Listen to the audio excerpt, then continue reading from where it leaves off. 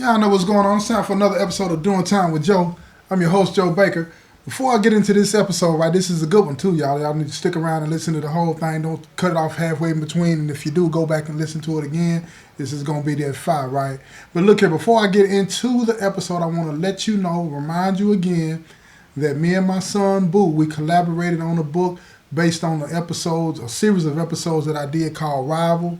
It's about rivals. It's about a father and son that were in rival games. They were in opposite games, and they went at each other, right? And me and Boo, we collaborated on, you know what I'm saying, to fill in the blanks and put a lot more information in the book than was on the episodes. I think you're going to love it. It really focuses and brings people attention to the issues that we have with generational gang violence. I think it's something that you're going to enjoy. At the same time, I think you're going to learn a lot from it, right? So check that out. You'll be able to get that August the 1st on jtb3.org. That's Boo's website. You know what I'm saying? My son's website. And you, like I say, once you order it, after you order it, it's $20. You know, all the orders will be shipped out, you know what I'm saying, within a couple of days. So everything is straight on there. So y'all check that out, man. We're looking for your support. And I appreciate everything that you always do for me. But in this episode, let me get to it, right? There was this other gang. This was a gang that, you know, I had nothing to do with back in my day when I was in rotation. This is another group, you know what I'm saying? I'm not going to put them on blast, but they know who they are, you know what I'm saying? But at the end of the day, they had a prostitution ring running in the penitentiary, right? They had it going on, right? And I know some of you saying, well, wait a minute. A prostitution ring going on in the penitentiary, were they selling the men? No, they were not selling the men. This was some nurses that worked here that were in cahoots with these guys, and they were getting that bread. I'm telling you, they were getting that bread. And I'm going to tell you something. Coochie as a commodity in the penitentiary is high on the list. So look here. Y'all sit back, relax, and enjoy this show, right? Because this is going to be a good one.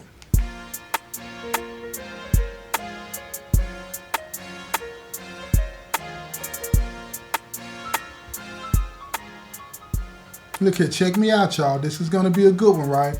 Look here, back in the day, this been a while, you know what I'm saying? You couldn't get away with this these days, right? But back in the day, there was this group of gang members that I know, man, and they were getting it. I'm talking about they were getting money in a way, man, that really shocked me, right? And I found out about it because one of the guys came to me and was like, hey, Joe T. He said, man, check this out, right? I said, what's going on, folks? What you got going on? What you got going on? And he said, man, you know, and I'm going to say, you know, it was the vice lords, right? It was the vice lords. You know, they were getting their money, right? But he was like, man, you know, the vice lords, they got this thing going on, man, where you can get you some tail, man. I said, what? What you mean?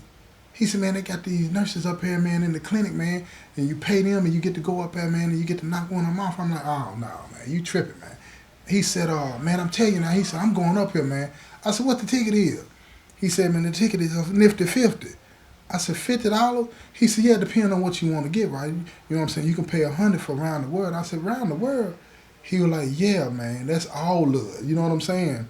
All of it, yeah, you get you some, and some sip. You feel what I'm saying? So I'm like, oh my God, is that right? He was like, yeah. He said, I'm going down there, man. He said, what you going to do? I said, man, you tripping, man. I'm not going down. I was in a relationship at that time, too, and I ain't no way I can explain that, you know what I'm saying, to my gal at that time, right? Going to visit and talking about, she said, what you do with that money that I sent? I said, well, I gave it to the nurse for some coochie. You feel me? I can't do that. You feel what I mean? It just wouldn't be right to do. So anyway, bro, he said he going down there. So now I'm starting to check it out and see what's going on. I see the movement. So he go down there. He signed up to go to sick call. I said, hold up. He signed up to go to sick call. That means they know about it. He said, nah. He said, they don't know about it. They give you a certain day to sign up. I said, so you signed up and they told you when you got to go to the clinic. He was like, yeah. Now let me bring y'all up to speed on something. When you go to the clinic in the penitentiary, you sign a sick call thing saying you got such and such ailment. And then you go down there, or they call you down there on a certain day. So at this particular institution, they called you down there, right? At this institution that I'm at, you just sign up and you go, and then they'll see you. But what happens is this. When you get down there, he said that they call you in, and you tell them that you have a problem that's going to require some privacy, right? Meaning you might have a problem with your scrotum, you might have a problem with something that will require you to remove an article of your clothing. And the rule in here, they cannot, one medical personnel cannot be in a room with the door shut with an inmate.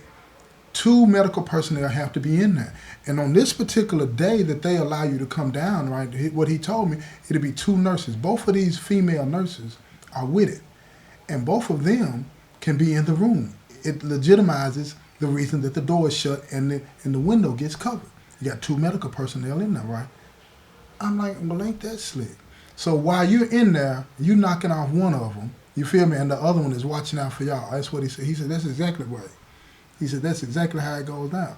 I said, so tell me what you did when you went up there. He said, man, I went up there. He said, I'm sitting in the hallway. He said, there's about 8 people in the hallway. I said, all 8 of the people went in there? He was like, I don't know how many went in there, but they did shut the door on more than half of them. I'm like, really? I said, how long did they stay in there? He said, maybe 5, 10 minutes, whatever the case may be. I said, it's the same 2 nurses. He was like, yes, the same 2 nurses. I said, no, that's nasty, homeboy.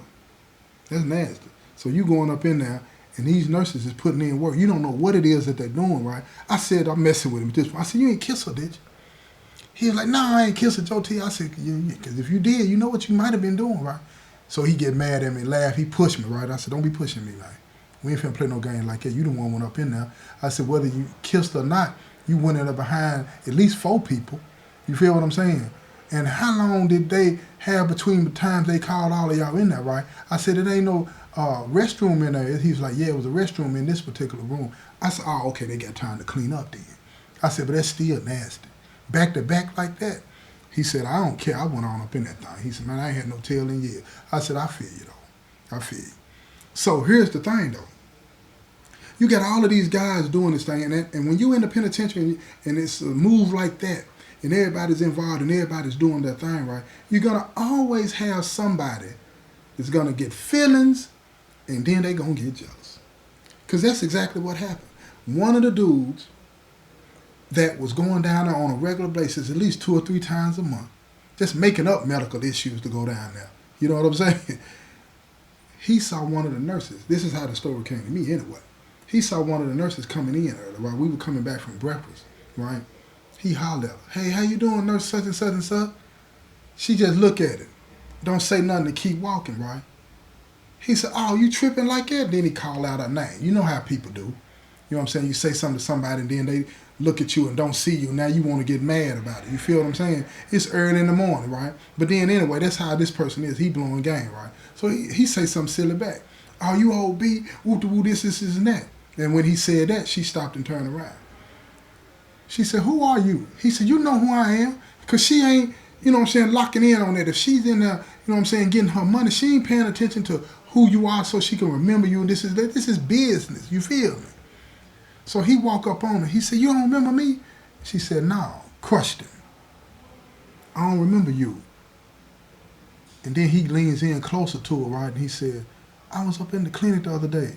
And she said, don't be talking to me about here like that, about that. And then she turned around on him and walked off. So now he got attitude about the whole situation because he feel like she should give him more respect than that. You feel what I'm saying? I don't know why he thought that. You ain't nothing but a trick to her.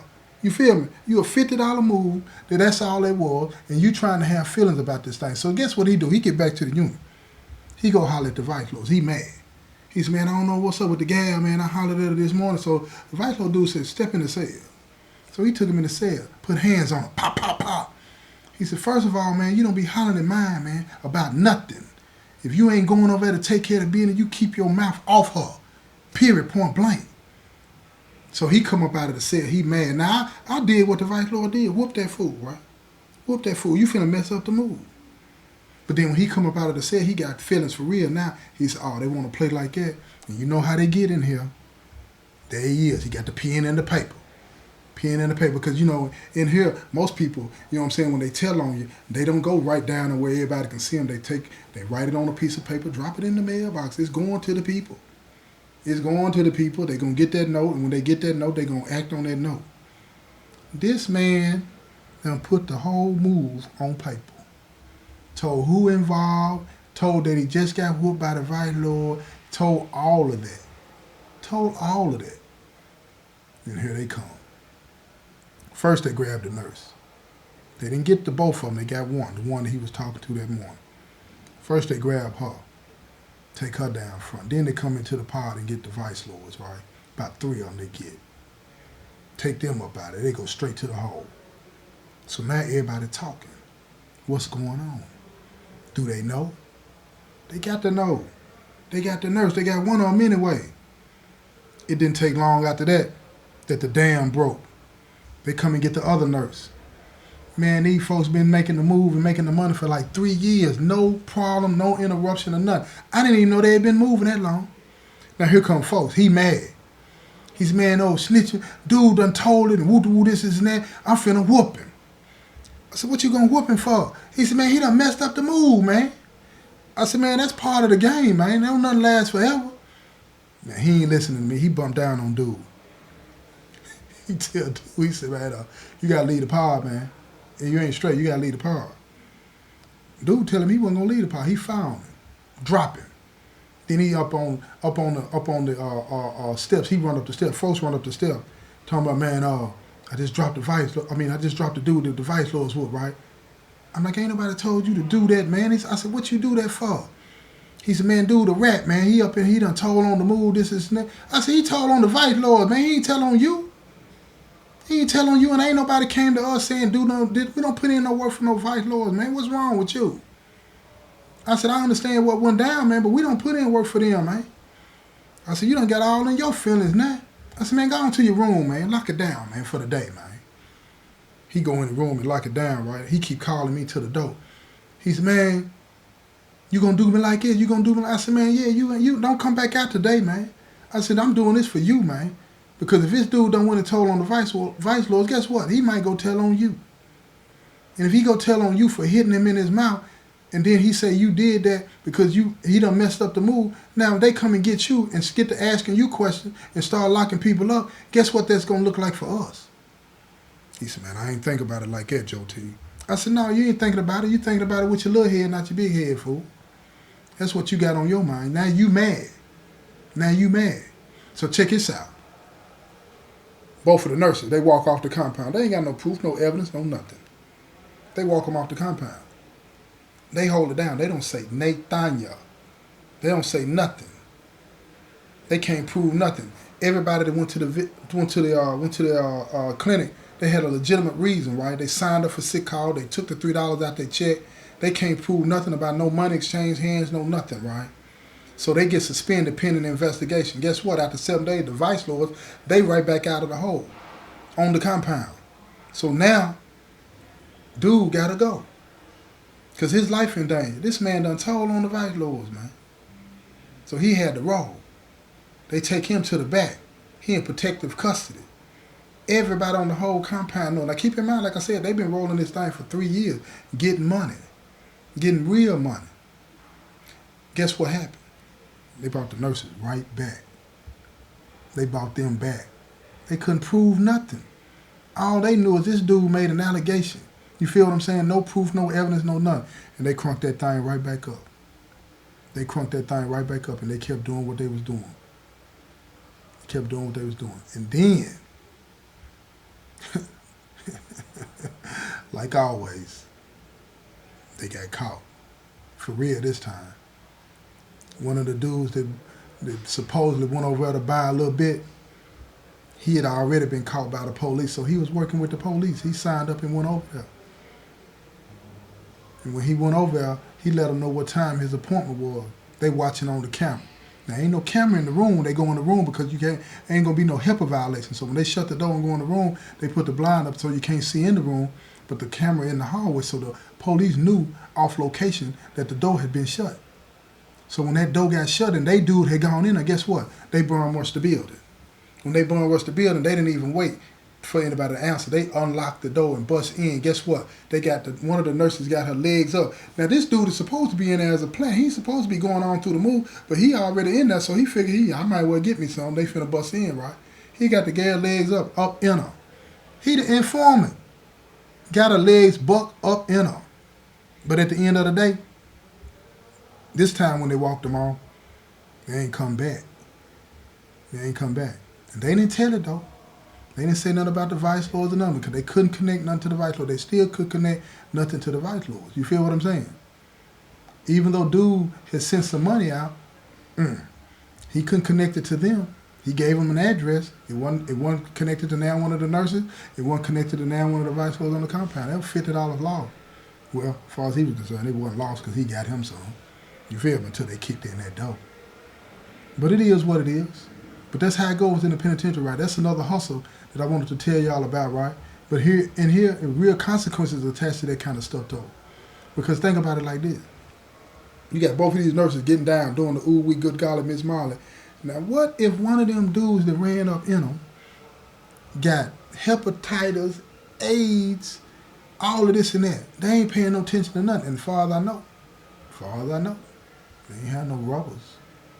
They were just shaking the spot, if you know what I mean. Literally shaking the spot. But that's that lifestyle. That's that lifestyle. You can live it or don't. Live it or you don't. But that's what a lot of people do in here. It's another way that people get money in here. Everything that you do on the streets, people can do in the penitentiary. But that's still not a reason to want to be in the penitentiary. You understand what I'm trying to tell you?